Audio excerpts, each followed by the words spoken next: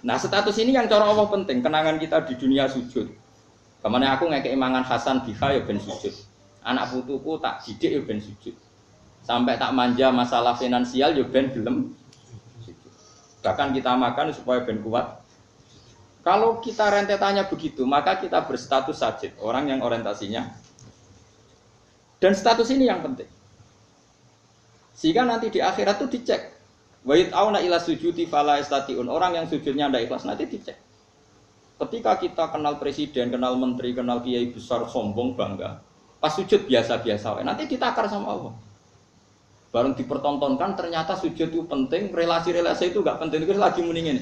Gusti, ternyata penting sujud ya, timbang kroni-kroni. Jadi pengiran sekeliwat. Di sini kita sering salah memilih barang yang benar-benar hak dengan barang-barang sing mok gawanane laibun. Lalu saya itu pernah, ini kisah nyata yang pada diri saya. Saya itu pernah kenal seorang profesor, dia akrab sama saya. Itu saya pulang, itu nyari kiai desa sing nggak ada yang peduli. Terus di hati saya, ya Allah, jika saya bangga karena kenal tokoh dunia, ini supaya jadi kafarah. Saya kenal gus-gus besar di Sarang, di Lirboyo, di mana-mana saya kenal gus-gus besar. Tapi saya juga kenal kiai-kiai cilik, termasuk korbannya Mustafa. Supaya saya tidak sombong, saya kenal gus-gus besar itu sombong, kenal gus-gus gede. Dan kalau itu iya, saya berdosa. Tapi nak kenal Mustafa kan nggak mungkin saya sombong. Nak kangelan nih, paham gitu. Terus dititipi anak. Terus modelnya yang lah, pokoknya hasilnya. Lah itu insya Allah gajarannya gede. Ini penting tak ajarkan supaya kamu tahu mana sih yang jadi ridhani Allah. Kita ini sudah kesuwen, kejebak untuk kepentingan dunia. Makanya saya percaya, nak Rasulullah itu nabi tenan, tambah tua tambah percaya. Nabi orang nabi tenan. Nak nyifati sujud itu ngendikan begini, sama siapa hadisnya. Wa hatta takuna sajdatul wahidatu khairan minad dunya wa ma fiha. Sehingga nanti satu sujud lebih baik timbang dunia dan isinya. Coba misalnya Anda tidak pernah sujud, kenal presiden, kenal Donald Trump, kenal relasi seluruh dunia. Kemudian kemana saja kamu pakai pesawat jet pribadi, kemana saja disambut bak seorang raja. Kemudian Anda mati, pakai status apa coba kamu ketemu pangeran. Tapi kalau kamu pernah sujud di dunia, itu cek ono harapan di sepuro pangeran karena pernah berstatus sebagai hamba, yaitu pernah apa? Jika Nabi nyifati sujud itu khairan minad dunya wa ma. Nabi pernah mengatakan kamu harus sholat kalau bisa sholat sebelum sholat subuh. Fadilahnya sholat sebelum subuh itu lebih baik dibanding dunia dan isinya. Itu nak wong koyok kowe mesti ra paham, tak jamin ra paham. Maksudnya piye? Ya iman tapi ra paham. Lah saiki tak paham no maksudnya Nabi.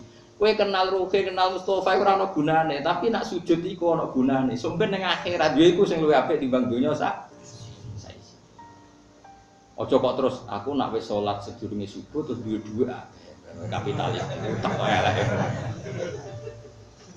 Nah, kowe nak wis ngono iku matilah.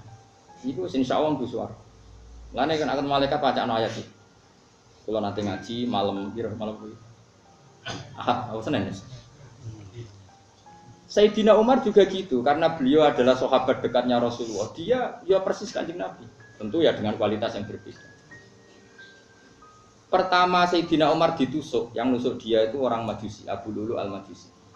Dia seorang budaknya Mughirah, pokoknya orang Majusi, namanya Abu Lulu al-Majusi. Dengerin ini. Ini bukti nak Umar itu waline pangeran tenan. Ditusuk, itu darahnya keluar. Dia yakin mati. Itu pertama yang ditanyakan unik. Siapa yang membunuh saya? Hulamul Mughirah al-Majusi. Dia adalah budaknya Mughirah, dia orang Majusi. Langsung bilang apa Umar? Alhamdulillah. Alladzi ja'ala maniyati biyadi rajulin la yasjudu laka sajdah. Fatuhajuni biha yaumal qiyamah. Matur nuwun Gusti, sing mateni kula tiyang sing mboten nate sujud. Sing karena sujud itu dekne iso bantah kula teng akhirat. Maksudnya begini, rungokno tenan iki nak panjen. Ben bar iki kena sujud tenan. Ora kudu bebo khusuk, pancen asli khusuk. Dan sujud tenanan itu ora urusan penampilan, paham nggih? Ora usah pesona. Maksudnya gini. Rungokno tenan. Orang yang pernah sujud sekali saja sungkem teng jenengan Gusti itu potensi masuk swarga. Kula niku izin, gampane ngene, Umar itu pendendam. Pendendam apik. Umar itu pendendam. Pendendam apik bisa ulang lagi. Maksudnya dekne ra rido sing mateni dekne kok mlebu swarga iki gak ikhlas blas. Tapi nak wong niku nate sujud teng jenengan Gusti, kula nuntut iku isin. Piye-piye tau sujud teng jenengan karena saya tidak siap mendapat pertanyaan dari Abu Umar. Wong niku tau sujud aku kok ndakok neraka.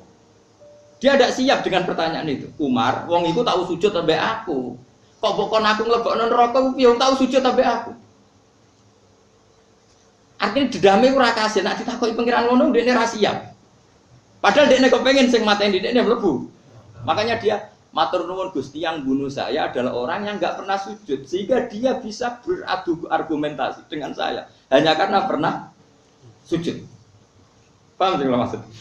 Betapa esensinya sujud. Tapi kita enggak kesuwen.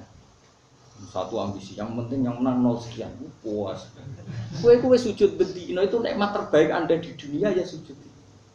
Liane itu variasi udah. Kita bernegara butuh presiden, butuh caleg, butuh ketua partai, macam-macam. Ketua partai apa wae sing ketangkep, sing ora ketangkep. Itu variasi, Dok. Tapi kamu jangan pernah gantungkan negara ini pada itu. Negara ini pernah dijajah Belanda. Ya baik-baik saja karena diurusi pengen. Di CU Mojopahit ya baik-baik. Dulu ada PKI ya baik-baik saja. Saya ini mau ono pemuda milenial ya baik-baik saja. Paling banter cobanya anak pang ya baik-baik saja. Enteng, ini ngarepe pengiran inadhalika ala wahi. Yes. Kowe ribet tak emdi ya ora duwe iman. Apa al-mudabbir ar-razzaq. Nak maca asmaul husna do nangis. Tapi cek iman makhluk. Ayo saiki sing mudabbir Allah apa manusa? Allah. Ar-Razzaq Allah ta manusa. Wes bener di mana? Wes yakin. Iya enggak kira jelas. Ini ruang tenan. Sehingga sahabat dulu tuh nak jenenge sujud itu luar biasa. Sehingga kenangannya istrinya Nabi terhadap Nabi itu apa? Angger bengi sholat. Aisyah itu bojone Nabi paling ayu. Dites. Iku Nabi nak sholat tahajud itu turu mlumah ning ngarepe kan. Iku Nabi tetap sholat. Sampai jari Aisyah saking mangkel itu turu malam. Iku nak Nabi sujud, sikilku tak ingker. Engko nak Nabi sujud, apa nak Nabi ngadeg tak selonjorno. Itu bojo ayu ora ngarep tahajud yakin. Mulane bojomu elek maksudnya pangeran. Maksudnya pangeran ben apa? Lha wis elek kira. Ana wos kok. Nabi itu sholat nganti sikile melentor itu ning omahe Aisyah ta omahe Hafsah. Terus Aisyah jarake turu ning arep. Wis ora ngaras itu sujud tak jamin. Tapi kira Nabi ya pantes ae, Nabi ora wae. Tak baleni malih. Jadi kena cara berpikir gini. Manusa sing mbok kenal ning donya kabeh itu nanti gak nyafati kowe ning akhirat. Sing nyafati namung sujud sing ikhlas. Sehingga kalau dengan gitu kayak ngerti barang hak yang perlu dipertahankan ya. Nah dari sujud ini kemudian kita berpikir milih presiden yang nggak ngalang-alangi sujud, milih menteri, milih. Nah itu nggak apa-apa kalau terusannya gitu. Oke saya demi sujud memilih suasana kota Islam, memilih suasana komunitas negara yang Islami sehingga tidak melarang orang sujud. Oke saya berteman orang kaya ben iso bangun masjid supaya yang sujud banyak.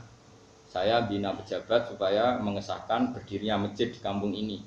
Nah itu nggak apa-apa, tapi semua orientasinya sujud. Misalnya Anda hidup di Papua atau hidup di NTT, kemudian kamu sering ke bupati non Muslim, tapi demi supaya diizinkan bikin apa? Masjid. Nah itu tidak apa-apa. Tapi Allah tahu semua orientasinya sujud. Nah, ini yang dimaksud Nabi Ibrahim, Rabbana liyuqimus sholat. Ya Allah supaya mereka mau sholat. Faj'al afidatam minan nas tahwi ilaihim warzuqhum minat tamar. Enggak apa-apa ya Allah, yang penting demi sholat. Enggak apa-apa mereka punya uang, enggak apa-apa mereka berkelimpahan hidup.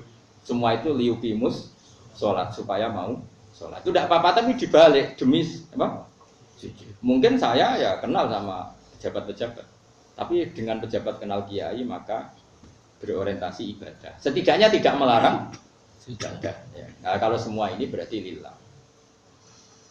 Wes sampean ngandel kula. Lha iku jenenge innamal a'malu binniyat. Semua itu terserah.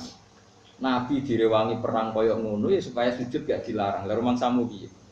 Mane sampai Nabi donga, Gusti, kalau pasukan ini kalah ndak akan lagi orang menyembah Engkau. Iku dungane ning Badar. Ora ning ndi.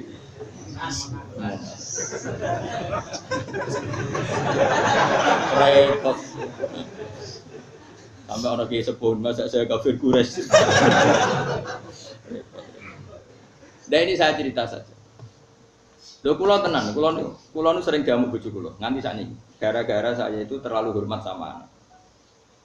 Anak dimanja, sampean terlalu hormat. Saya bilang gitu. Aku ora ndarani ku anakku. Sok ben sing terusno sujudku ya anak-anakku. Aku sok ben mati.